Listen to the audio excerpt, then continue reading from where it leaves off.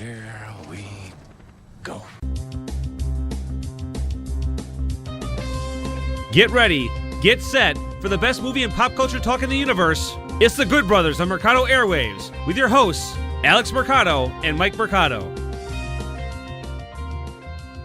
Welcome back to another episode of The Good Brothers. Here it is in Arabian Nights. I'm Alex, that's Mike, and you're about to hop on the magic carpet ride through pop culture. Say hi, Mike. Hi, Mike. That also sounded very sexual, Alex. And I don't You're think that's Jasmine in this appropriate. situation, Oh, man. yes. Oh, man. Do you trust me? Oh, dang. Do you trust me? Not in any Not realm at all. of possibility. Okay. All right, so for everybody who is here, thank you guys so much for joining us on this episode of The Good Brothers. So each and every one of you enjoys our lovely voices. We are holding our Game of Thrones series finale talk to the back end of this episode. But we have a bunch of cool stuff that we want to get to. We have a lot of heavy hitters that we need to talk about. Alex, Summer, it's packed. It's yeah, I like intense. it. So why don't we go ahead and talk about the first thing is the big movie that's coming out in theaters this coming up weekend, Alex. You and I kind of gave the impression last week that all the signs were building to this Disney movie, this Disney remake, the live action remake of Aladdin, having some red flags because of embargoes and how long it was taking them to get reviews out. But as I am looking at right now on Rotten Tomatoes with about 100 reviews, we're looking at a movie about 61%. Now, I know we were hoping for 80s, 90s, but the idea of this movie not being as bad as what some of these warning flags typically are for movies is something that we need to kind of, amend in that point. That, like, if we go with expectations that are manageable, you will enjoy Guy Ritchie's Aladdin. Well, from what I hear, and this is from what we hear from the reviewers we respect, every review we hear starts with, wow, I can't believe how good that was. Wow, that surprised me. I didn't expect that. And that's what you want to hear. Especially if you were already pumped going into it. It makes me way more excited. Like, I came in hot today, and I think Mike's still struggling to get excited about this movie. I'm more giddy. Like, I'm so giddy. I bought the tickets. I have everything. Like, I'm so excited that people I like that thought this was going to be bad are coming in like, no, it's actually very good movie. So if I was already hyped, I'm even more hyped. So I'm very excited about this. What it was, and I was trying to figure out why maybe I wasn't as excited as you were, before we were doing the pre-show fist fight, was probably that there's so many movies on my plate, and that we're kind of getting into that mode. Like, by the time we know what Godzilla, you got to do it before Godzilla, because that's the next big one. Exactly. Like, so I'm trying to get a lot of these things out of the queue, because once it starts getting too backlogged, you just never get a chance to get back to it. You're never catching Like, up. Hellboy is definitely going to be a movie I'm going to watch on HBO, because it helps that it was bad. It wasn't good, but like, it's a movie that was on my queue that once I figured out it wasn't as good, it became back of it. Aladdin is one of those that I definitely want to check out, but Nicole and I both want to go see John Wick, so that's an easy one that, okay, cool, we can check that one and go watch it together. This is one that we're probably going to watch, because it's Aladdin, you got to go watch it, but you also have to get it done before Lion King. Like we said, Godzilla, like there's these, obviously, once we get it's past interesting, because because once you're post-Avengers, the high is done kind of now, and now you're like, damn, I got to get back to work. I got to watch things. Game of Thrones is done, Avengers, and you're like, oh, damn, like now you're out of the haze, and I'm like, oh my God, there is a lot I have to catch up on. Toy Story, like you said, I'm so pumped for Godzilla, and we're getting Child's Play, and then you're thinking of the random little movies coming out. Like Rocket Man comes out next week, and I really want to see Rocket Man. And then obviously you and I know that we're going to get into Oscar season by the time we know it. I mean, it's already mid-May, and like that's already the kind of the craziness that is being in this pop culture world, this entertainment news world. Just like when you're in politics or in the sports world, it goes by so fast, because it seems today in the 24-hour news cycle, there's always stories going on. Like, so we've already had a lot of good movies like Us and Detective Pikachu. We've seen a lot of, the Missing Link. Like, we've already had a lot of good, solid movies. Then you got to Avengers and Game of Thrones. Well, I want to get into a little bit of this Avengers thing when it comes to the box office, because we do know Aladdin is coming out this weekend. Which will probably take the number one. You think it'll be number one? Yeah, because John Wick took the initial, they took him down. At $56 million, and at 2 was Avengers Endgame. And I want to give a quick shout out to John Wick at 89% Rotten Tomatoes. Avengers Endgame staying around 94. Yeah, so super excited about that. Detective Pikachu at 66% at third place at $25 million. Close to knocking them down. So you know what? The weekend Avengers. It came close. It was by Friday night they predicted it would do it, and it just didn't carry over. So John Wick kind of came in and took the kill.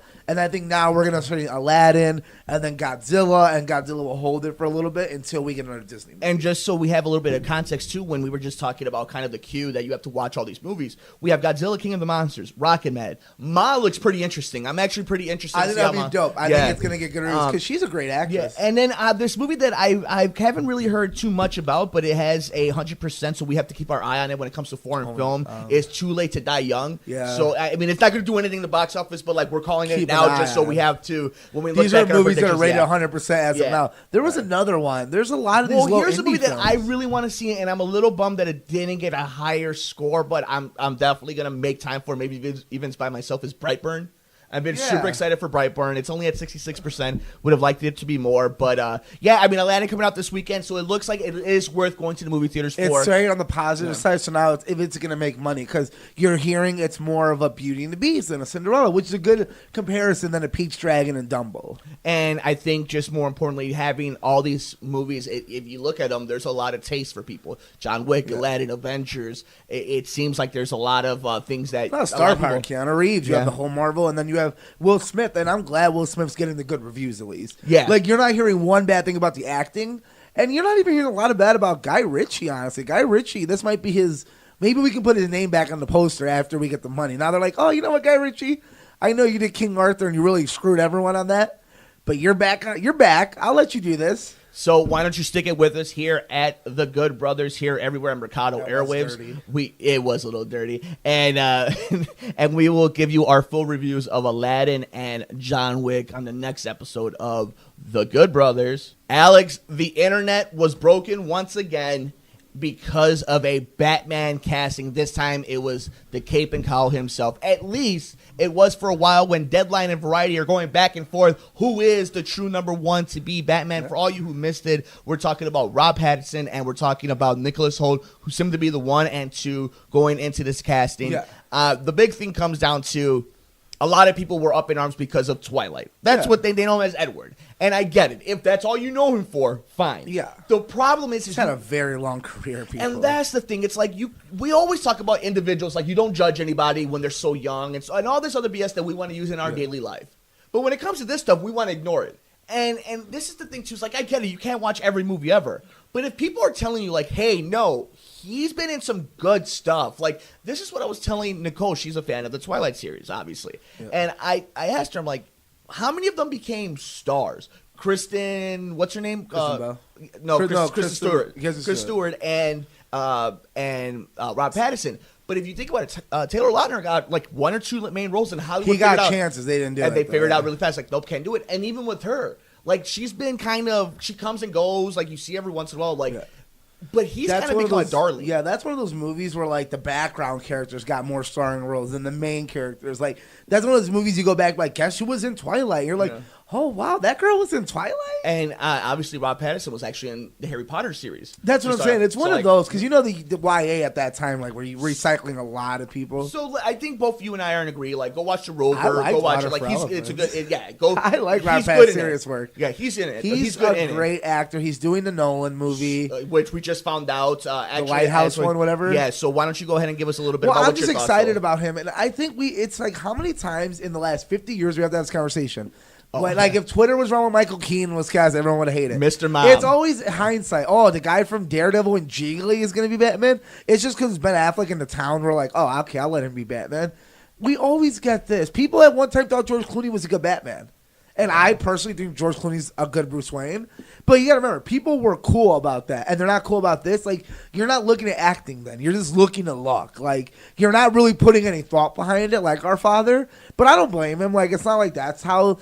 it's a joke to make fun of Robert Pattinson. Like, that's fun to do in Twilight. Like, oh, he was in Twilight. Yeah, but they made a lot of money. Would you have turned it down? No way. Like, it made his career, technically. And the movie is called Tenet. Yeah. So it is directed by Christopher Nolan. It's going to have Michael Caine, Dunkirk, Kenneth Branagh, Dipo Kabia, Aaron Taylor Johnson, Clemens Posey, and John David Washington and Robert Pattinson God, and that's Elizabeth 20 Debicki. Oscars. Give it 20 That already. is a stacked Is cast, that next obviously. year? A release date of July 17th, 2020. So you know what they're doing with Once Upon a Time in Hollywood, guys? That's next year's version of that, where they're going to throw you everything and the best director, and it's going to win everything, guys. Just so you know. That is, it's interesting that this is what we always say, though. Like, it's when we talk about gambling and sports and stuff. Yeah. Follow the trends. And what is the trends? Tell me right now. Pattinson is now in the lead role of a Nolan film, and now looks to be in the lead of a Matt Reeves Batman role. Like, guys. this is all, these things don't happen by accident. This is all planned out for a reason. The guy that made the best Batman trilogy and cast Christian Bale, which you hated also, everyone. Like, you're never going to be happy, everyone. No. And then the one thing we all agree on is that Joaquin Phoenix is a good Joker. Yeah. I'm glad we can all agree on that. But beside that, like, it's always decisive. Now it's going to be what the bad guy is. Oh, that's a terrible bad guy. Who's cat? Like, it's just... I can put the same conversation. We can record a conversation and put Star A has been in Star, blah, blah, blah, and we can just insert it every time they cast a new one of our favorite superheroes. Now, honestly. the only thing I will suggest is just check out some of the movies, and if at the very least, if this guy never was in Twilight, would you have the same uproar? Because then all of a sudden it just becomes a independent actor. This no name becomes Batman. So you have to kind of take it objectively speaking. You don't go at it with, like, if you want to make jokes, that's fine. From vampire to Batman, cool. I'm down with it. But not to take away from the fact that if he kills it at the role, enjoy it. Because all it means is that we got a great director and writer and a great actor in one of the most beloved IPs in all of pop culture. It's just funny because I think it's funny. Like with Superman, we're also okay with whoever gets to be Superman. But with Batman, like, no matter who becomes Batman, there's an issue. Yeah. And I just think that speaks to Batman's universal love, where it's like we all have our version of Batman. Yeah. So, like, I get, like, that's what I say. I understand when our father gets mad because he has his version of Batman that's different than my version of Batman. Sure. Because he grew up with old school Adam West and Michael Keaton. We grew up with Michael Keaton, the anime, and Christian Bale. And Christian Bale, and George Clooney, and Val Kilmer. What's interesting about our old man is, if you really think about it, when the first Batman came out in 1989, he was probably my age, if not younger, when he had me. So he was probably like 20, 21. He was like in his mid-20s. He was like our age. Yeah. So it's one of those things where, like, I see why it impacted him in such a different way. That's why it gets hard to get rid of. To me, it's like James Bond's. The 007 in Europe to what Batman is in the United States. Exactly. Now, because there's been a lot of Europeans that have so happened to play Batman is one thing, but the idea of this role is important to us in our country. Like, Batman's an important role. So you're never going to please everyone. It's impossible. It's because you pick Oscar Isaac, then you got this. Imagine if it was Jake Gyllenhaal. Then you got these. It's like it could have been anybody, like Oscar Isaac. It could have been if they wouldn't have went the black actor. It didn't matter. Yeah. Like anything, it would have been hard for the Batman cast. But I think nonetheless, what do we always say? Great writers, great director, great actor, make a good movie. That's all you need to do. Good brother, we were also treated to a couple of trailers, so why don't we get into, I don't know why I slurred it there, but a couple of trailers. Once Upon a Time in Hollywood. Yeah, I'm a little too drunk on all this awesomeness. Again, I am drunk. Once Upon a Time in Hollywood, Toy Story trailer, and obviously we have a new poster for Child's Play, which is coming out the same day as Toy Story 4. So I think let's go for this way. In Cannes, Once Upon a Time in Hollywood, over in Paris, we saw that Quentin Tarantino, a lot of people, he said this is his closest movie since Pulp Fiction to that type of film. It got a 6-minute standing ovation. You were telling me about this. Timing that? Is that timing like and go? Yeah, right. But I hear this happens a lot. Like Cannes is pretty. It's good one way or the other. They'll boo, they'll cheer. So let me ask you this: before we get into the Toy Story and the Child's Play stuff. What are you feeling about this Once Upon a Time in Hollywood and this new trailer that came out? It will be the biggest movie of the year. Okay. It's going to win many Oscars. Okay. It's going to be fantastic, and it might be his best movie ever, the feeling I get. What's your favorite Tarantino film? Pulp Fiction. And then Reservoir Dogs. Okay. Yeah. Where does Kill Bill and like Django Unchained and all that fall in for Django's toward the bottom. I like Hateful Eight toward the bottom. Kill Bill's in the middle. And you got to think, like, this is like a man that scores perfect scores, so it's not like a dishonor. You know what I mean? Like, it's like being, like, on the 90s Bulls team, and you're not Jordan, Pippen, or Rodman. You can be Kukoc, though. Like, you're still an important player of the team, but, no, I think, like, that early stuff's really up there. I love Inglourious Bastards. I know a lot of people don't. I like Inglourious Bastards. Hateful Eight's fine. Yeah. Jackie Brown's whatever. I like Jackie Brown. It's fine. Reservoir Dogs is very underrated, especially for his first film.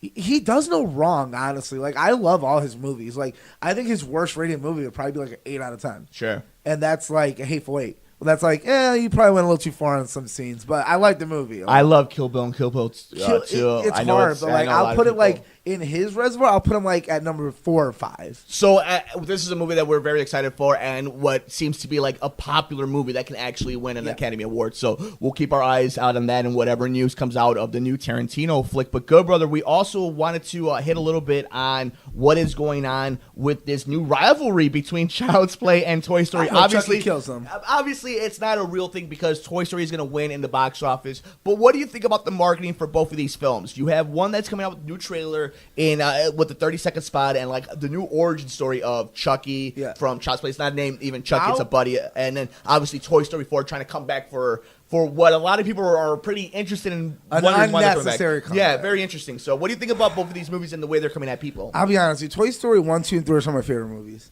I'm so unexcited about Toy Story 4 because it's like, you didn't need to do it. And I'll be honest, I'd rather see Child's Play to see what they do with this because I do love the Child's Play franchise. And just for more interest that Mark Hamill's in it and they're really interested in it. Toy Story 4, like, I'm going to love. It's going to be great, yada, yada. I'm so unexcited for it because, like, I had a perfect ending. You were done. Yeah. You were finished. Like, you did Rocky 4. He saved the country. You don't need to go to Rocky 5.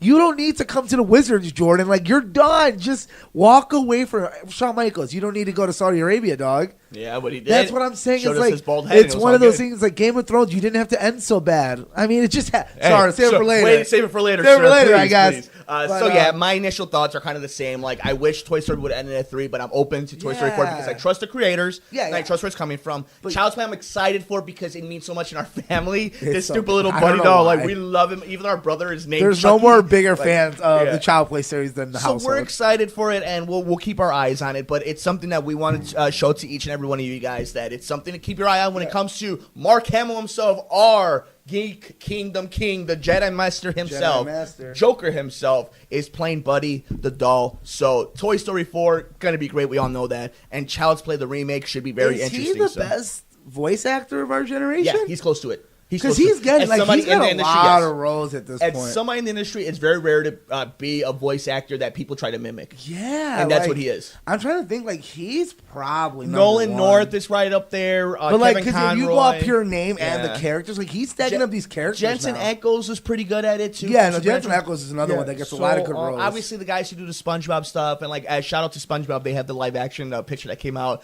All the main actors that actually voiced them are doing a live special on Nickelodeon. So it's pretty cool. It's cute. Yeah, though, because we know their voices. Like, So and that's it though. But Child's Play and Toy Story 4, we love it, and we want to see dolls kill people and kill each other. So we'll get a little bit of both in these two movies. So good, brother. We also have Terminator Salvations was a movie that I thought should have probably ended it, and then they came out with Genesis, and Jenny Smith? Yeah, Genesis was terrible. And now we have Dark Fate, which is the tagline is in this new poster. What the day after Judgment Day? It's basically they're retconning everything after 2. So 1 and 2 happened, and there's no 3, 4. Did you like Rise of the Machines? I don't like Rise of the Machines. Rise of the Machines is fine.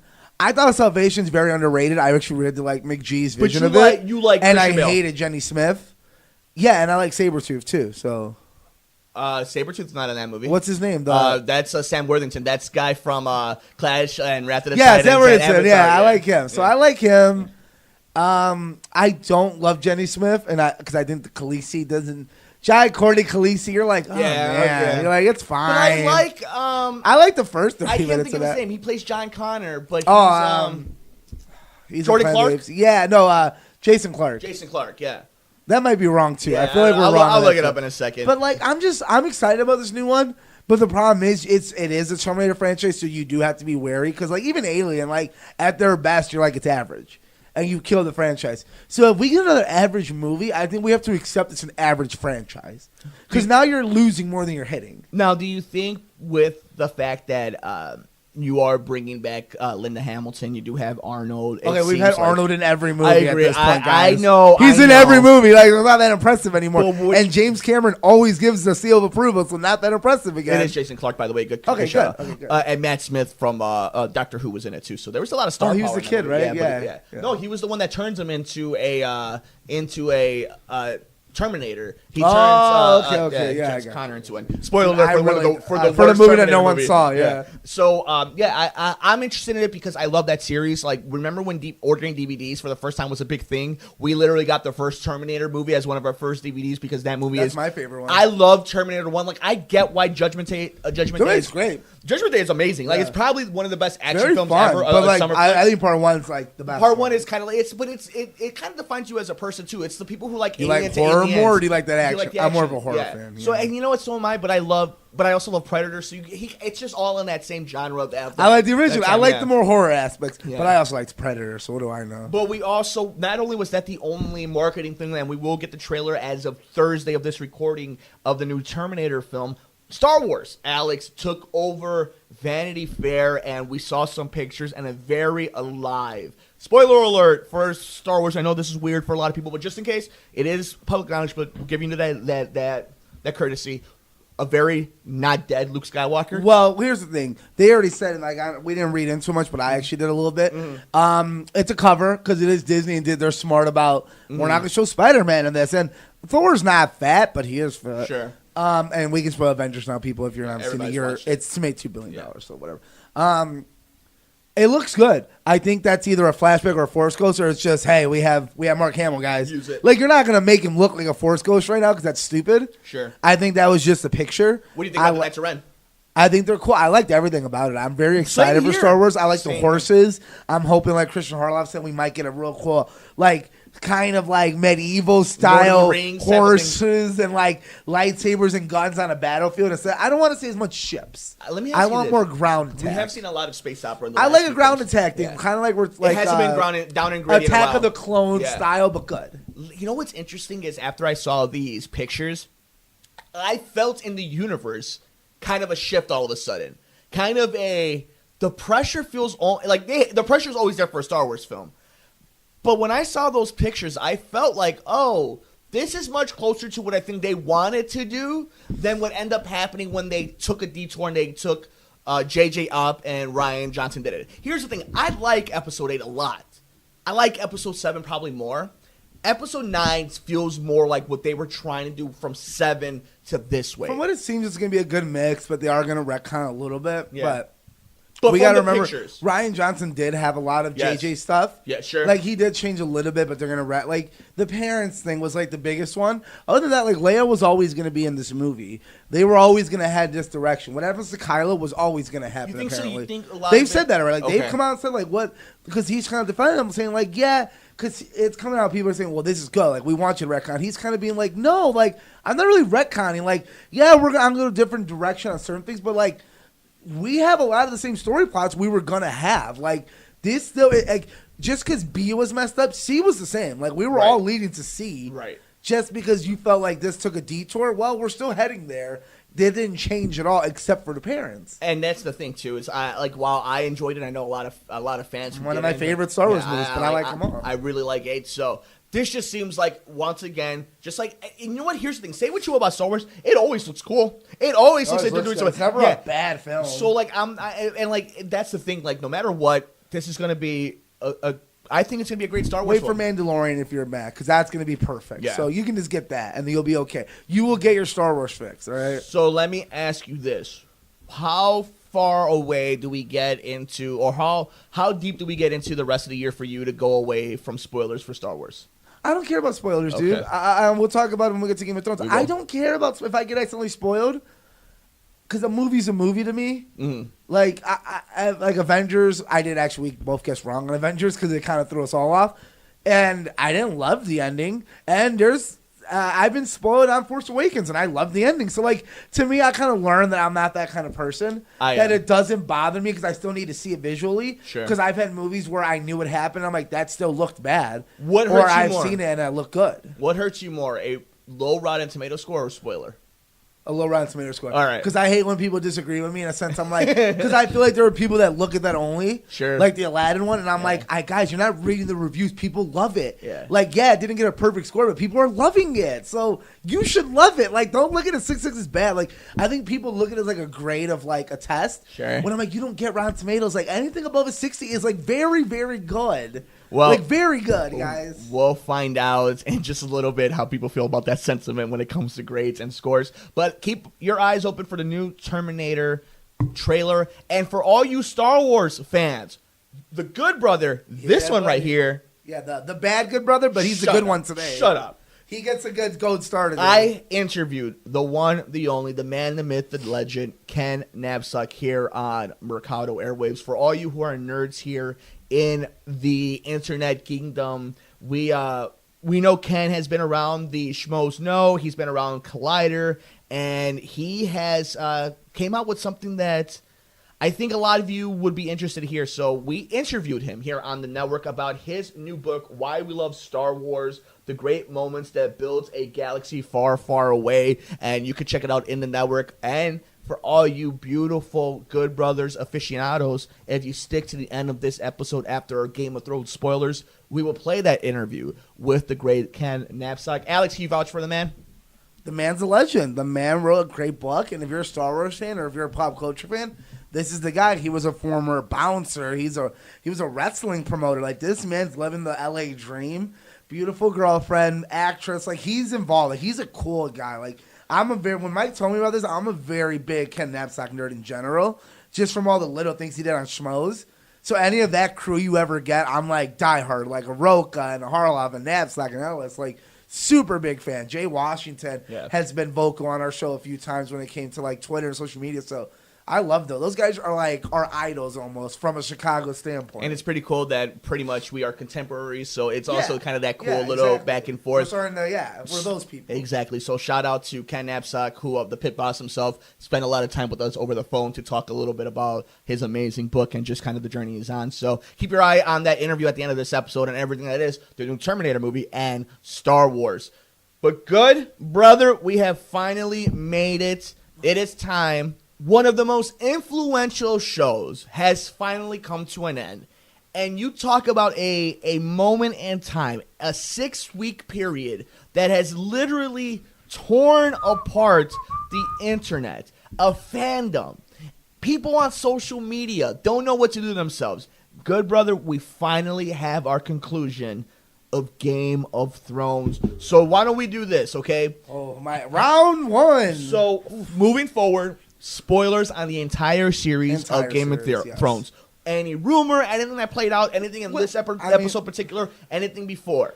We did promise Nicole was going to be here, but because of finals, she's like down a season, so she has like let's be 7 honest. episodes to be away. Fair, she better say on social media. Social media was very ruthless about spoiling everything very fast. Like if you didn't watch Night of, or you were an hour late, you should say on social media because I guess we all agreed that we didn't give a shit about spoilers anymore. No, I do, but it's so weird. Just this culture, just did not care. But you know what? I'll give my theory why that is right now. Because a lot of people who watch Game of Thrones aren't part of this community, and that's fine. We welcome them in. It's bigger than us. It was bigger than us. Yeah, so it was they don't bigger get than it. us. Yeah, exactly. It was bigger than us. Just like Avengers. Like you saw that final scene. If you didn't see the movie Night Up, you're gonna see the fight scene the next day. Just like the Infinity War. Infinity War's ending was bigger than the community, and that's part of what it is, what good or bad. There you go. We got that part at least. The only thing we'll agree on tonight, Mike. It seems like it. So why don't we start off this way? I'm going to give you guys the 6 episode titles and the Rotten Tomato scores. But before I give you the Rotten Tomato scores, I want to know what you thought of each episode, okay? Yeah.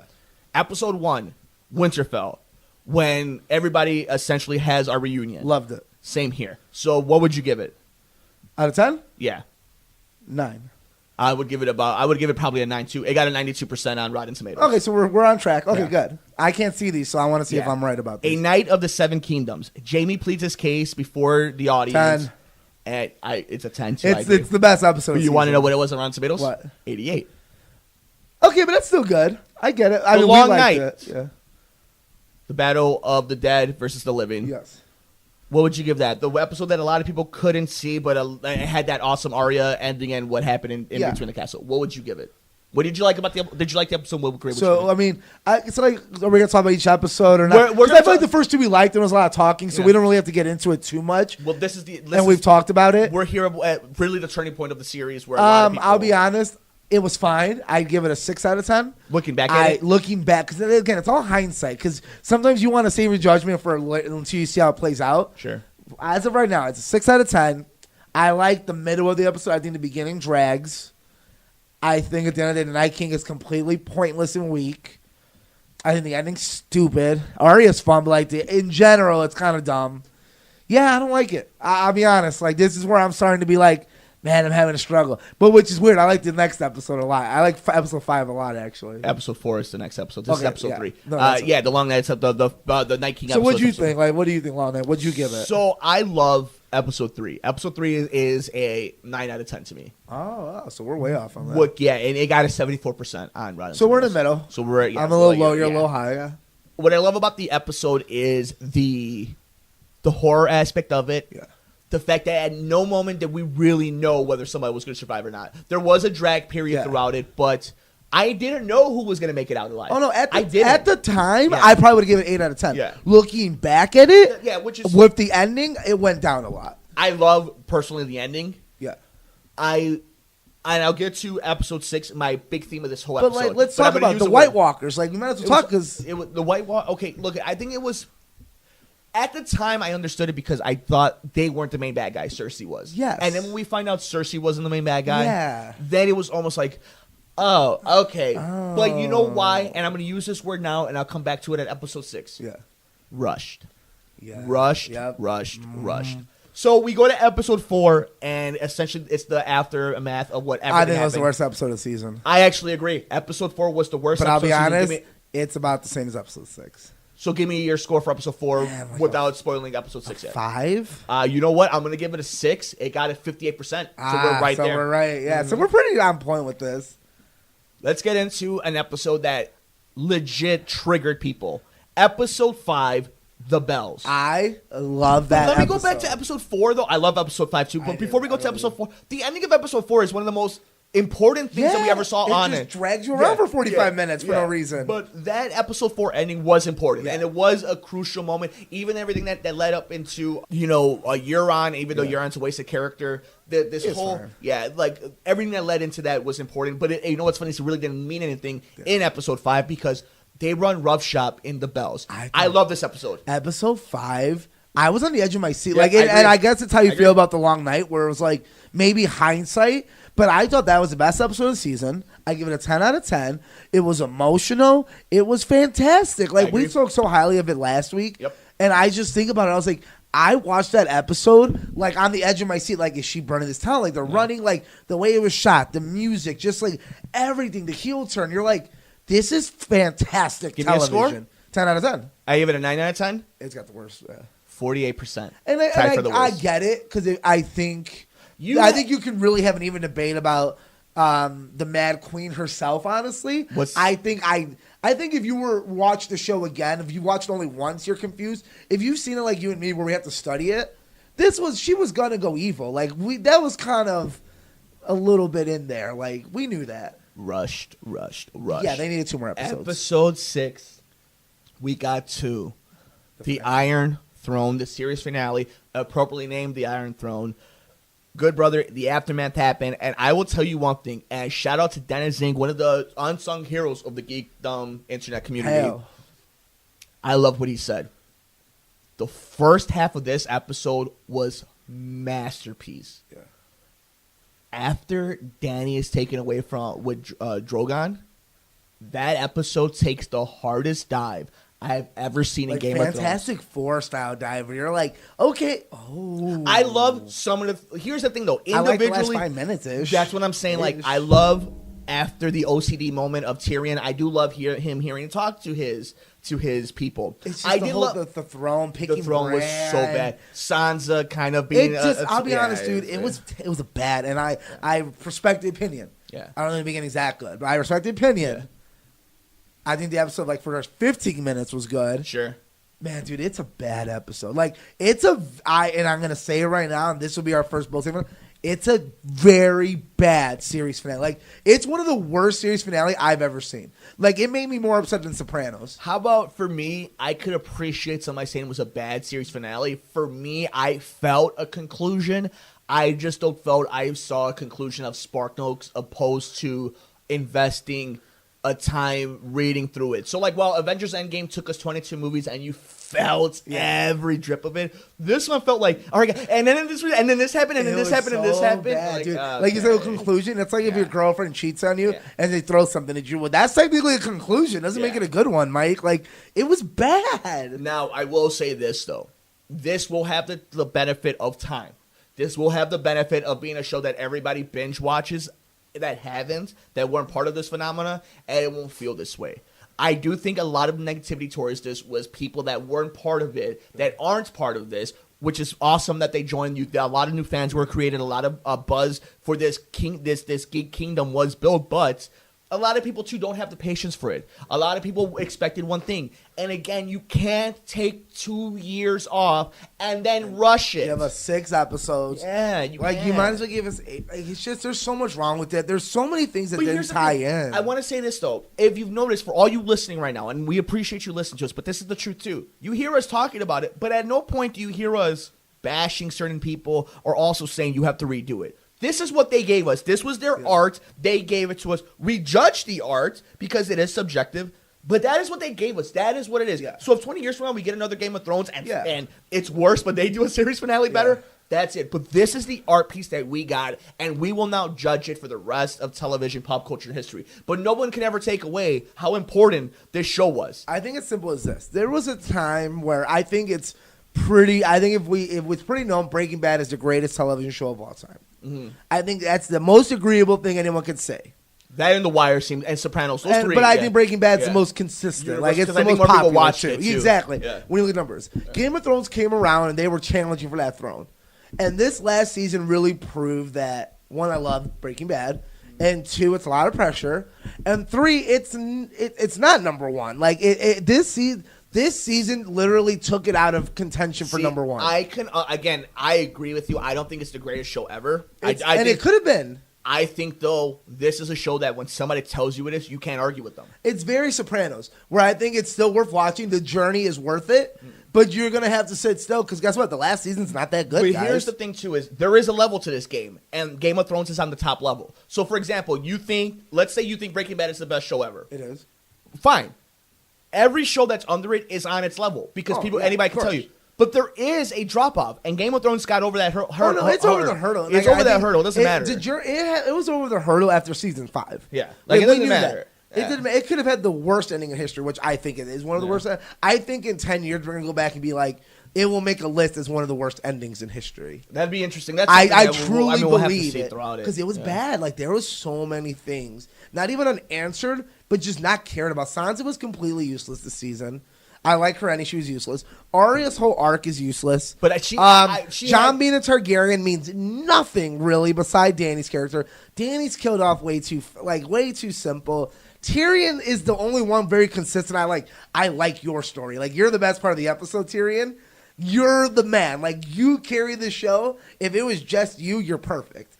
Because his arc, his acting, and his character development made sense. Mourning over his brother and sister, fighting back, becoming this. Bran is useless. Like, it just felt Let's talk about the Iron Throne, Bran the Broken. What do you think? Well, I'm glad we just made up a nickname right away, right? But everyone just gets a nickname. But here's the thing. It makes sense. It makes sense in the character standpoint. Like, when they're telling you the story. The problem is, if this was a 10-episode season and they built on it and they built on the rumor and you felt Jon Snow go through the thing and you saw Grey Worm versus Jon Snow and you saw like that, it all would have paid off. The problem is it was 6 episodes. I think Jon had to die if he wasn't going to be king because then you're like, he got the he's the rightful throne. But he got the happy ending. And Bran, it's like he's going to lay a dragon. He was gone for like 2 seasons. Yeah. But here's the thing though. Again, it all came down to fan fiction because we were all hoping for Gendry and Arya and Sansa and Tyrion. Well, I guess right. And what's funny is I guessed part of it when I texted you. I was like, I think Bran's going to be it because it's stupid, and they set him up I for actually it. saved the messages. Yeah, what did I tell you? So you put Bran sits as leader, democracy, Jon kills Dany, Sansa's north. I put Jon goes north, Arya and Jen are king and queen, Dany dies, and goes to Momoa and baby. So we kind of knew where they were going with who was dying. I got spoiled 2 hours after that. And when I read it, I was very excited because I was like, "Oh, you didn't get to watch it live?" I watched 2 hours late, but I was off Twitter. But I saw a spoiler thing like right before, like when you were watching, you stopped texting me, and I read it. I was like, and they were like, "This might be true," and I was like, "That's a pretty good ending." Like when I read it, I was like, "That's sick. I like all of that." But then once I saw it, I was like, "Man, this read a lot better on paper," and I think that's the trick when they wrote it. It sounds a lot better on paper. But it just didn't hit. The table, I thought the circle scene could have been legendary when they're picking a king. It wasn't. No, I agree. It wasn't, though. It was bad. But looking at the end of it, I do like the fact that, look, at the end of it, the Starks won. Cersei's useless. She does nothing. Yeah, but again, at the end of the day, the Starks won. I agree. We agree on this. The last 5 minutes, if you would have put that just later down the road, you could have saved that last 5 minutes and added 2 more episodes maybe, and then gotten there. Like, I would have loved Cersei to be alive in the beginning of this, and we have like an actual confrontation. Not, we built the biggest bad guy since Darth Vader and Joker, and now she's not on that list because she's dumb. And, like, she actually turned out to be kind of a buster. Like, that's my problem. It's like, this could have been a legendary bad guy. This could have been a Darth Vader style bad guy, and it turned out not to be. See, here's the thing, though. This is just my interpretation of the show always, and it could change for person to person, but the thing though is there is no glory in this show. Like, Cersei was built up to be this big bad guy, and it ends up she was a buster. So was Bolton Ramsay. So were a lot of characters. The show is the only character that ever kept up to his moniker was the Mountain. Nobody else in the show. I thought Ramsay was good. I'm not saying the character was bad. What I'm saying though is when their comeuppance came, when all their tricks were gone, they were just scared people that got their asses kicked. I don't think so with Ramsay. Joffrey, yes. I thought Ramsay getting eaten by dogs, still challenging to a hand-on-hand combat, still talking shit while he's getting eaten. Like, I thought that was more appropriate than just a building falls. I mean, I'm scared. I was this tough person. I'm scared. I appreciate it in a real sense. Like, I do agree with a little bit of that. Like, okay, she's a person. Like, she might have put on a front. But still, this is the woman that did a lot of evil shit. And she got a building falling on her. Yeah, but again, hugging her loved one. Yeah, and screaming, "I don't want to die. I don't want my baby to die." Yeah. Like, literally going to the edges of the earth to try to destroy the world to protect her family, and she dies on the rubble, underground, under the throne that she loves so much. Like, I thought there was some poetic justice. Of course, do we always need a sword through the throat to kill it to watch somebody go? Thrones, yes. No, because it's the same thing. You don't always get what you want. Man, this is your Return of the Jedi, isn't it? Or Last Jedi. To me, I got a lot. For me, it's like I got a lot of closure that I wanted. I just also realized that it was rushed, so I wasn't disappointed by the fact that we didn't get a lot of the fact that all it took was Jon a conversation with Tyrion to walk across the hallway and just have one more conversation with Dany. And I was okay with that because Jon kind of set it up in episode 5, like when they're killing people. You can't have it both ways though, because you can't have it both ways because Jon Snow would not go from 1 to 1 from the woman he loves that he devoted himself for. Like, it would have been an arc. It would have been something that he would have gone to Winterfell. In a season full of non-arcs, at least that was some setup. Again, you can't have it both ways. They would have taken this to a 3 episode arc. He would have gone to Winterfell. He would have talked to Arya. He would have talked to Sansa. Dany would have came. There would have been confrontation. Then he would have had the moment to decide whether I turn on her or not. And we got that in no time. You know what, dude? 5 minutes. I'll be honest. You're right. I'm trying hard to get on your side about liking it. But then you just, like, I try fighting for a positive. Dude, you're right. It's a negative. Like, there's not a lot of positives in this season, man. Sansa turned out to be useless. It's not a negative. It is what it is. Which is negative, though. But to me, like, I love 4 of the 6 episodes. So it's like if you're telling me this show that has 76 episodes, and the fact that maybe they have 7 bad episodes. And the thing, too, is the only reason that we put so much pressure on it is because it was 2 years, and we all were so hyped winning it, and it was one of the first shows that everybody was on it. Though? Yeah, but that's the thing, too. Then that goes part of the story of it's ending. The reason it's ending is because they wanted to rush the ending. They wanted to get there. Yeah. And here's the thing, too. Do I want the actors and writers in a show that don't want to be there anymore? No. The show was going to go down anyway. Yeah, Like, that's the truth, too. Yeah, I know. It's sad because I thought, and starting off at episode 5, I was like, you know what? It's going to pull it off. Like, this is going to be legendary. And I'm like, it's legendary, but it's not the legendary we wanted, guys. Like, it's going to go down in history as a very controversial thing, and the show is going to be very known for this to the common fan. I don't think that's your opinion if you like the episode. If this episode was like it was for... It's a minority that liked the episode. It's very... What's it rated again? It's a 48%, so it's 50-50. But we just talked about in the common world, that's terrible, apparently. Well, it's half and half, but that's a conversation. But here's the thing, too. I bet you if I look it up right now, Seinfeld has a lower rating. Like, series finales suck. And you and I like Breaking Bad series finale. Breaking Bad is considered a bad series finale. Breaking Bad is I would love to see the scores in that because I'm pretty sure people were a little more. Maybe you're right. Maybe it was at the time bad. Now it's appreciated more. Well, even now, Seinfeld gets a lot of shit. I don't like the Seinfeld season finale or series finale. I thought it was kind of dumb, but that was like 20 years before we started watching. So what are you gonna do at that point? You know. Wow. Plus, it's a 30-minute sitcom. The Wire finale's fine. A lot of people like the Wire finale. It was good. It was fine. Like, it was very fine. Like it did. Guess what? It went the appropriate amount of seasons and didn't rush the last season. So I am looking up right now some of the scores we have at a rating of 88% for the show in total. It looks like the final season got a 50%, first of all. For what? For the entire season. For what show? Season 9 for Seinfeld. Oh, I buy it. I mean, I thought we were talking Breaking Bad. A 30-minute sitcom, that's a little different. Like, no duh, it's going to have a drop. No, you want to go to Let's do Breaking Bad instead, because I think we agree on Seinfeld having a little rough. Bad. I don't think anyone supports the Seinfeld series finale besides Josh McCouga. Sure, fair enough. Like, honestly. Well, Breaking Bad has a 96% as a show. Deserved. It has a 100% on their season 5. I mean, yeah, Mike, it was the best season ever on television. I agree with them. There's no Rotten Tomatoes scores on it. On each episode? Yeah. But 100%, that's typically means that they're pretty good. Obviously, the joke of the series finale is the machine gun. That's the magic machine gun out of the trailer. We won't say anymore. He made meth making killing bugs, guys. Like, it's a little. It's television. I'm not mad at Game of Thrones driving dragons. I'm mad about them wasting the Night King. So I guess this is where it all comes down to. I think we're probably going to need more time. I also think we need to dedicate this episode when Nicole comes in because there'll be another voice that will bring up. I would love to. We're going to talk about this, like I said. No matter what we say, the negative about this episode is going to carry us for a very long time. So and whether that's good or bad, it's going to be news because of how bad it was reviewed. So why don't we think this though? Because it was so divisive, not because it was so badly reviewed. What do you think? What do you give the entire series as a grade? With the series finale? I mean, it's the entire series. The whole series. The whole series of Game of Thrones. 20 years from now, when you pick up the archives and this grade is permanent, what are you giving it? Breaking Bad is a 10 out of 10, and The Wire's like a 10 out of 10, and this is like a 9.5, an 8.5 out of 10.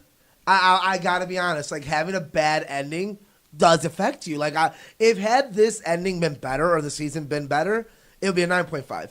But I gotta take a point away for it being a very, in my opinion, terrible last episode.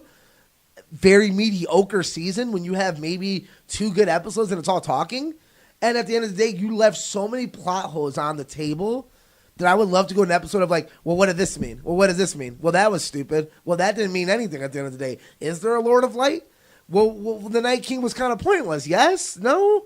But, so yeah, I go 8.5. I go 9 out of 10. It is a show that it means it's probably arguably the best show ever created. The arguments will be made. The reason it will never be that is because people are so harsh on it now. I think a lot of people are going to feel silly, including people on this show, when it comes to maybe 10 years from now. We'll see. I think this is a show that was rushed at the end of it, and I think it's also a show that was a conclusion season. It wasn't a season that necessarily was meant to be this huge narrative. It was a season that was meant to end all the stories that they gave us before. Now, while they didn't give us the Lord of Light, I don't think anybody's ever asked who the Lord of Light is. It's an interesting concept that's one of the first things that you went to. No, but I get it. Melisandre was a big part. Not who the Lord of Light, but is it real? And you brought John back because you said he needed to be the king and he wasn't the king. I can appreciate that more. I'll be honest. I'm going to watch the season again this week. And if I come back next week and say, you know what, I think it's a 9. Watching it back to back in order as a binge, which people will have to watch it now, maybe it is more of a binge where you're like, you know, that I binged it. It was pretty good. I could come back and it's, dude, that's a 6.5 now. So I don't know. I'm going to hold reservation for one more week. Is that okay? I think the biggest problem with this season is something that we've hit on, and I think it kind of goes into what is it, Mike? It goes into your kind of your big thing is not only was it's rushed, because when you can sit there and say I felt plot holes, that means they didn't do a good enough job of explaining a story to the audience, and that to me is more of a sin on the showrunners than it is anybody else. Like Night King should have 2 episodes, I think. I mean, and guess what? That makes it a 7-episode season, which probably means it should have been a 10-episode season, right? Like that's the thing. I think 8 would have been perfect. Yeah. So I think that's the thing. The last one gets 2 episodes. Night King gets 2. I don't disagree with your score though of 8.5. What I disagree with is how bad people think the series finale is. I just think it was really bad, man. I'm sorry. Like beside the first 5 minutes, the last 5 minutes, there's an hour and 20 minutes that's just so. And I'm going to say it rushed, but, like, that's a big negative, dude. You rushed it so fast. We have a 3-week time jump in here. I agree. I will say, arguably, though, maybe one of the coolest standstill shots of the entire series was in this episode. The first, and that's the first scene when you see Daenerys walking. The very Nazi Germany, and then you see her with like basically devil wings of the dragon. First 5 minutes. That's what I'm saying. That's the most, maybe one of the most iconic scenes of the entire series. Is that I can agree with that. Yeah. And again, I like the ending. Like if that was the ending of the book, I'd be like, oh, cool, I like that. That's why I liked it on paper. But when you see the middle and like the actual filler, it made me angry because it was bad. It's going to be really interesting, though. But this conversation is not close from being over. We will make sure before the momentum is over that Nicole gets on the podcast.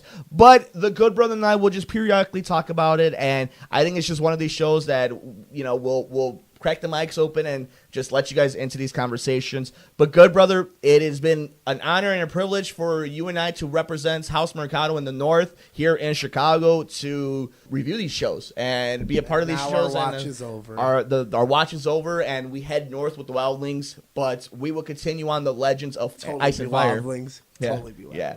But fun times. But thank you to each and every one of you guys for joining us on this episode of The Good Brothers. We would also like to give you guys a little bit of a treat. Like we said earlier on, we will be playing our interview with the one and only Ken Napzok right now. So thank you guys for joining us. Make sure you're following us all over the universe. The Good Brother himself on Twitter at Mercado21Alex. I'm at mmercado2333. Like us on Facebook at Mercado Airwaves. Download our podcast anywhere you get your favorite podcasts at Mercado Airwaves. Get our interviews ad-free before anybody else at patreon.com/Mercado Airwaves. Subscribe to us on YouTube, youtube.com/MikeMercado2333. And play video games with us on twitch.tv/Mercado Airwaves Network. For the Good Brother himself, Alex Mercado. King of the North.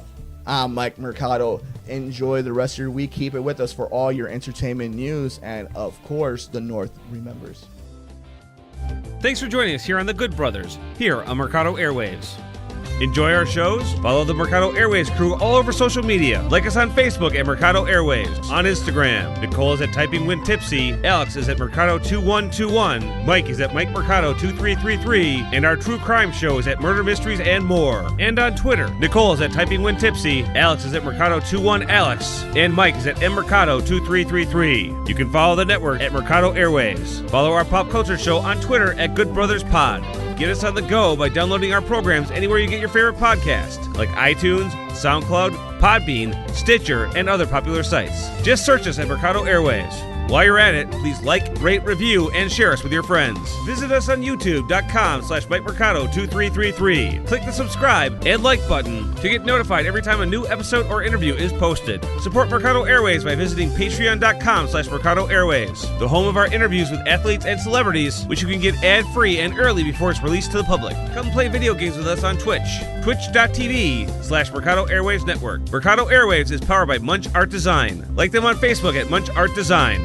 Voiceover work on Mercado Airwaves is performed by Josh Fox. Joining us today, he is the author of Why We Love Star Wars, the great moments that built a galaxy far, far away. If you're an internet nerd like me, a movie nerd, just an all-around podcast nerd, this is our guy, one of the best that we have in the community right now. Chicago stand-up for our guy, Ken Napzok. Ken, how are you, buddy? Oh, Oh, man, that's a great intro. Thank you, Mike. I'm doing great.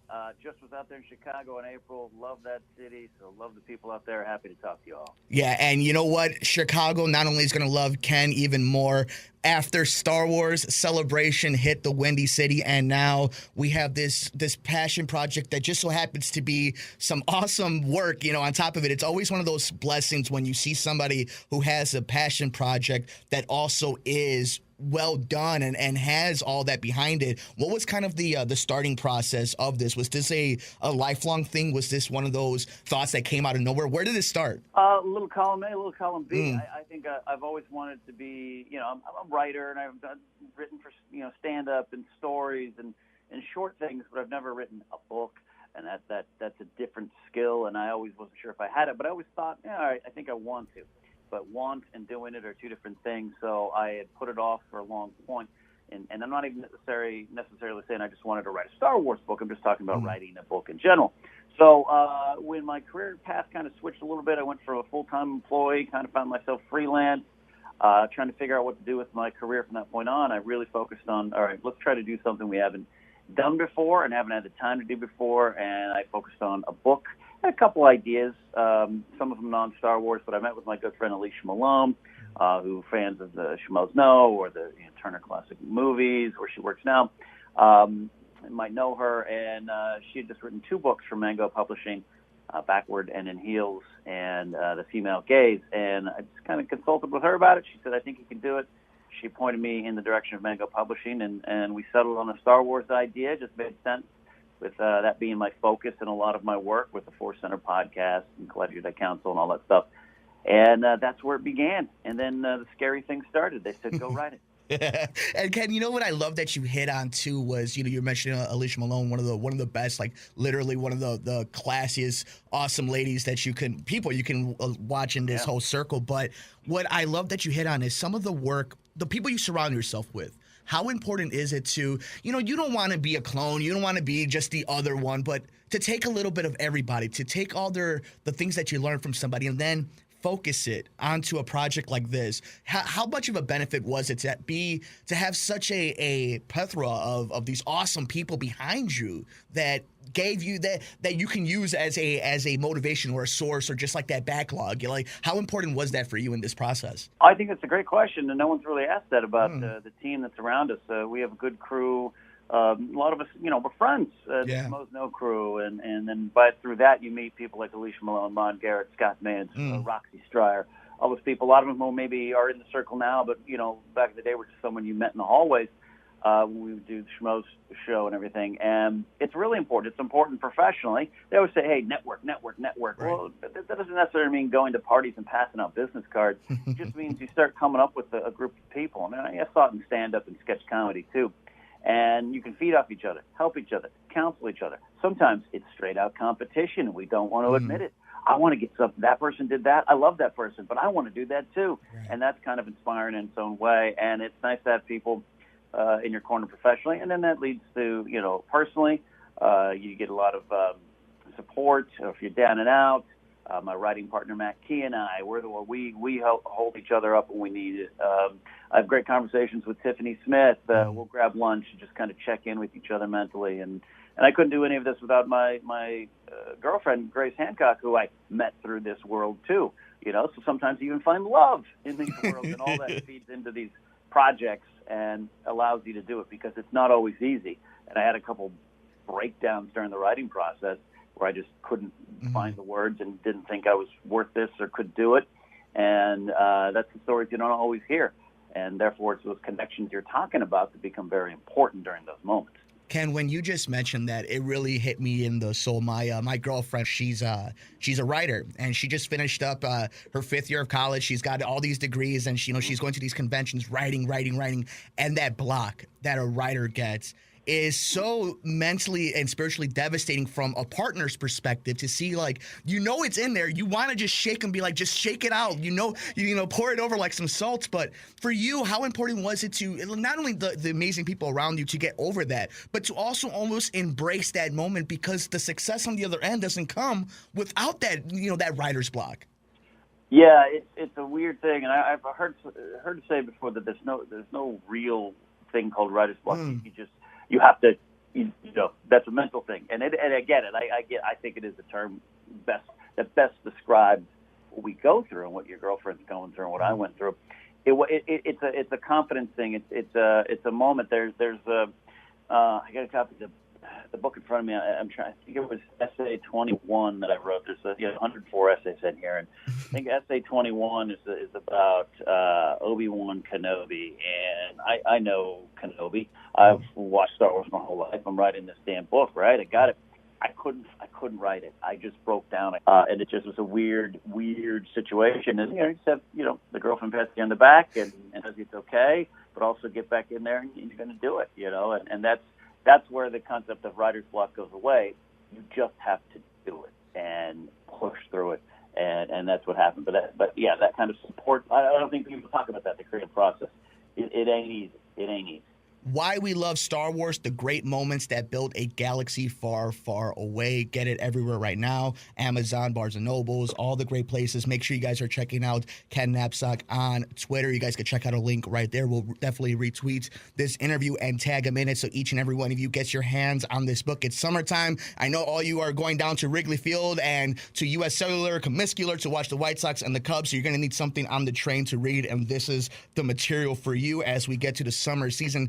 Ken, I know the book's about Star Wars, but the one thing that I think anybody who's been a fan of the schmoes or just you in general is there's so much creativity behind it. It's not just Star Wars. So when you're writing this and then you're getting that out of your system, you're like, oh, you know what? Like, I know Star Wars and I'm doing this and this, there's some toughness to it, but we're getting through it. That next challenge, did that start coming up during this book that, okay, I love what I just did here, but, oh, you know what? I might want to go for the United States Championship instead of the Intercontinental, Yeah, let's talk wrestling. There's some things on my plate. There's you have to take the momentum you get in this town and this business. I've been in LA now since 1998. A lot of different points of my career, which included a very long day job during that time to support me, broadcasting, podcasting, stand comedy, sketch comedy, the movie Trivia Schmodown, Schmoes No, Collider, Screen Junkies. It goes on and on and on. The point is, you sometimes don't really know. So when you have a little bit of momentum, and I hope I get it from this book, you start saying, all right, what am I going to do next? And there's some things, but also there's a project, I can't talk about it, but there's a project that 10 years ago, almost to the month, started working on, and it's a scripted program. It's this project, and it was gone, dead, nothing, and suddenly some pieces fall into place, and that's suddenly back into play. And I'm hoping to hear some stuff on that. But point is, you never know. And that thing you started working on 10 years ago, the person you met 15 years ago, suddenly becomes the big connection or the key to you moving forward. You just have to kind of be open to it and keep your head down. It's not a sprint, as they say out here.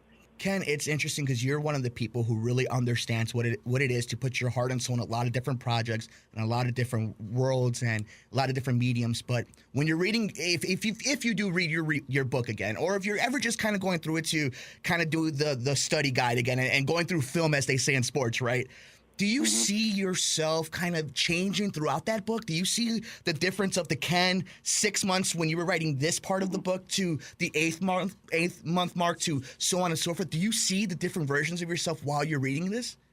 Yeah, a little bit. I generally wrote it in order from 100 up. And again, it's a great moment to build Galaxy Far, Far Away. So I chose 100 moments from Star Wars to write about, and there's some bonus stuff in there too. So I generally wrote it in order. What I was trying to accomplish changed a little bit. It took so long that I found myself occasionally repeating things I had written about months earlier. I still think it's too much in the book. I know it's odd in an interview because it's your own book, but I probably say too many times that Han Solo is my favorite Star Wars character. It's like, I get it, Ted. You like Han Solo, but I because I approach each essay as if you can read it. So, yes, you do change. That's a great question. You do look back and go, oh, I would do that again. different. He's one of the best that we have in the industry right now. It's Ken Napzok, and you don't get any type of candid answers from anyone else like this in our industry. It is why we love Star Wars, the great moments that built a galaxy far, far away. Ken, I know you're super busy out there in the West Coast. You guys always got something on the docket, and you got this little thing, I don't know, a little book going around tour right now, and you might be a little busy. So before I let you go, Chicago loves everything you guys have done, you and the team throughout the years with the Schmoes, and they're doing a Collider, and then now what you and the lady are doing, and especially just seeing you thrive. And people you've always been kind of that big brother, the uncle, the one the Jimmy Hart of all of us, that we've always just wanted to see you get the best of the best, and to see you get to this moment, it really does the fandom and people in the industry a lot of good. So you know what, Chicago is yours. Tell us what do you want the people to know before we let you go and continue on your rise to stardom. I'll take that. If you're a Star Wars fan, and you no matter what part of the journey you join, whether it was 1977, the mid-'90s, Phantom Menace, the Clone Wars cartoon, that might have been your entry point. It doesn't matter. This is a book for every Star Wars fan, man, woman, and child. Very important to note. And it's my journey, my point of view, but I think you'll find it covers a wide base of the fandom. And if you just love Star Wars and you love getting lost in this world, check it out, read it. Let me think. There might be some stuff that make you think twice about it. There might be some stuff you go, nah, I don't like that. That's not what I agree with, and that is fine. The discussion is always welcome here in Star Wars, but above all, it is about a love of this space opera that we all fell in love with in 1977 and beyond. That's wonderfully said. And you know what, Ken, since we have you on, before we really let you go now, you know what? The fandom does listen to you. And I think, we get a bad rap. All fandoms do, from Game of Thrones, MCU, DC, whatever, sports fandoms. We all get it, music genre. But now that we're talking to our people in Star Wars, MCU, DC right now and all that, is there a way to just properly, like you and I were having this conversation, we really didn't talk about the intricacies of Star Wars, but people can talk. Strangers can talk. They become acquaintances. They become friends. That you expand our own universe. How important is it to you that we take away this toxic environment that we got from this, like you said, this epic space opera that was given to us all this time back and generations have grown up together with? I wish it could be fixed, if that makes sense. Yeah, I get it. I still think more people love it than want to tear into it. Mm-hmm. I think it has to. It's a larger conversation, but it has to do with, over the last 5-6 years, how we talk about this media has changed. Where when I first started appearing on shows to talk about Star Wars and Game of Thrones and all that kind of stuff, 7 years ago, it was from a point of love. Like, oh my gosh, I love this thing. Right. This little section in Star Wars is kind of silly. I don't like this thing, but gosh, don't I love Star Wars. And now it seems to be the other way around, where you like, oh, Star Wars, here's reasons to hate it. Here's a sin that the movie did. Here's this. And it just seems we build kind of a negative culture. You just want to change a lot of things, but I concentrate on what I believe in, which is celebrating the things I love. Which also means discuss. I actually talked about it in the book. I love parody of Star Wars. I love Hardware Wars. It's the first parody of Star Wars back in 77, 78. It's one of my favorite things. You still laugh at this and love it. That was the first place for me where I kind of had to pull out of the discussion, because it just was getting, toxic and just tough. It took the fun out of it. I don't know why you want to take the fun out of these things, because the world's pretty serious. It's nice to have these worlds to crawl into and provide us joy and comfort and entertainment. So that's where I start from. And you can only change your own tone. You can only change your passion, around you.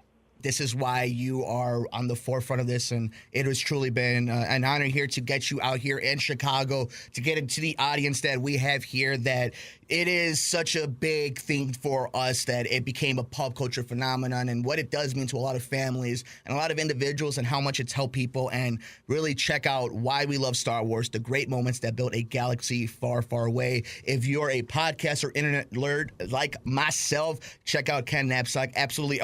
Almost everywhere in the universe. He's like the Ryan Seacrest. Between him, Makuga, all these crazy men, they're all like the Jimmy Fallons of the podcast world, but that's all right. We still love them. They're all over our place. Ken, you're the best, brother. Thank you for everything. Good luck. I can't wait. Promises you'll be back when you write the next one. I will, absolutely.